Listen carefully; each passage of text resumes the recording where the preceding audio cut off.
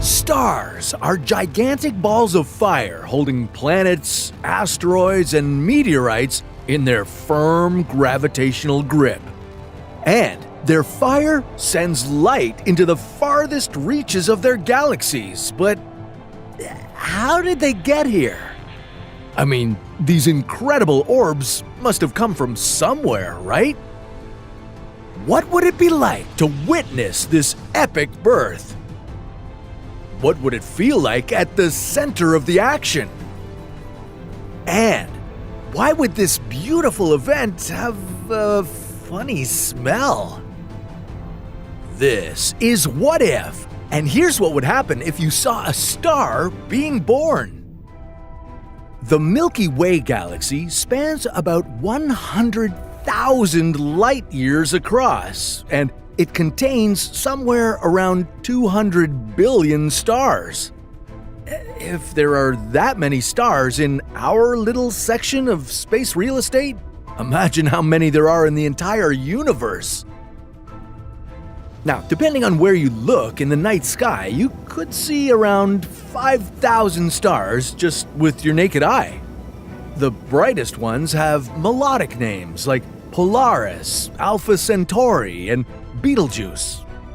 Looking further out into the universe with the help of telescopes, there are simply too many stars to name. That's the North Star. Well, what is that? That's why many of these are now identified more generically, like WASP 50, HD 28678, and HAT P23. But today, you're not just going to look into a telescope and name some baby stars. You're going to be in the thick of it. The hot, dense thick of it. To make this epic journey to a newborn star, you need to raise a lot of money, and not all investments are a great choice. Take the metaverse, for example. It took billions of dollars to develop, and sadly, if you had the foresight to invest in companies that could define our generation like Meta was supposed to, you saw your investments vaporized. Luckily, there are always new ways to get some money back, like an asset class that's outpaced the tech-heavy Standard & Poor's 500 over the last 26 years. I'm talking about contemporary art, and now you don't have to be a billionaire to invest in your favorite Banksy artwork, thanks to Masterworks. Masterworks paid out tens of millions of dollars in total to their investors last year, and that's not a one-off. Every Masterworks exit to date has returned a profit to investors like you. Just take a look at this performance. The results speak for themselves. With 645,000 plus users, Masterworks offerings have sold out in minutes. They even had to make a special wait list for new users. But I've got special access for you guys to skip it. So click on the link in the description right now and start investing in minutes. With all this money, you might just be reaching for the stars. Every year, 7 new stars are born in the Milky Way alone. Now, that might not sound like a whole lot, but keep in mind that our galaxy has already used up 90% of its star-making material over the billions of years of its existence. And yet, new stars are still being born all the time. Now, to witness their birth, you need to travel to one of the many star nurseries in the universe. These are known as nebulas. Nebulas are huge clouds of gas and dust that can span light years across. So, hop into your interstellar spacecraft and set your coordinates for one of the most famous stellar nurseries of our galaxy, a mere 1,344 light years away, the Orion Nebula. Yeah, it's here that you'd find the necessary ingredients for a star to be born: gas, dust, gravity, and turbulence. Sounds like my car. Being in the middle of a nebula would feel like being in the clouds. You'd be surrounded by over 200 different kinds of molecules. There would be hydrogen and helium gas, as well as microscopic grains of silicon and iron. And I hope you packed some warm clothes because conditions in this cloud would be frigid.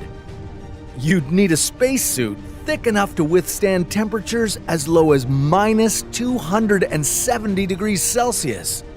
But don't worry, things are about to heat up.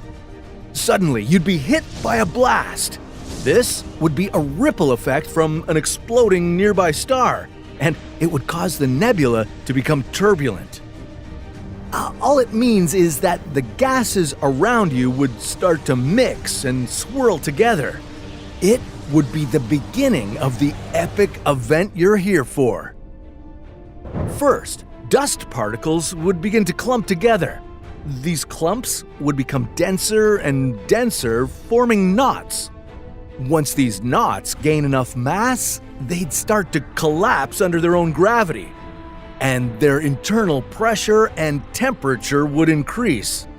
Yeah, at around 2200 degrees Celsius, these high-pressure knots would emit a dull red glow.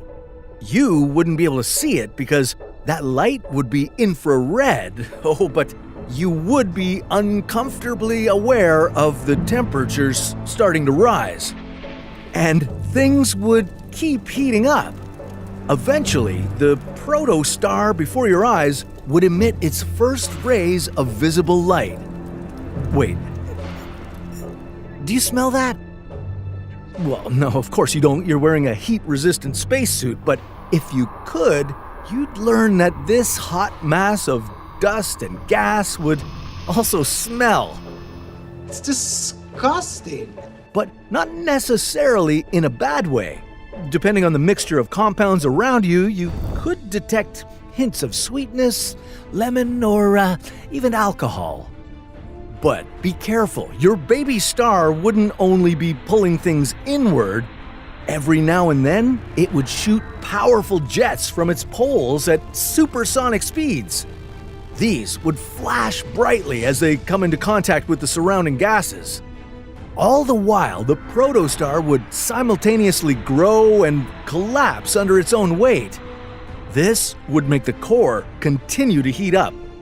Yeah, once it reached the scorching hot temperature of 5 million degrees Celsius, you'd witness your baby star's first nuclear fusion. Deep within the center of the star, 4 hydrogen atoms would fuse together to form helium. This would release a ton of energy. And with all that energy, the protostar's pulsations would come to a halt. It would finally become a star. Now, during the excitement of witnessing a star being born, you'd have seriously lost track of the time. If the star that formed in front of your eyes was similar to our sun, well, you'd have just watched 50 million years fly right by you. And you might want to get your hearing checked after experiencing all this. Of course, there's no sound in the vacuum of space, we all know that, but in the stellar nursery filled with gas and dust, sound waves may have a medium to travel through. And if you were wondering what the birth of a star sounds like, well, it would be deafening. If we could hear our own sun, it would be a lot like Earth was covered in constantly wailing sirens, except multiplied by 10,000. A new star created by a series of violent contractions of superheated gas? Ugh, forget about it. Okay, now that your baby star is all stabilized, it could burn bright for another 10 billion years. Maybe you'd also want to stick around for an extended vacation to see the end of its life. But that's a story for another What If.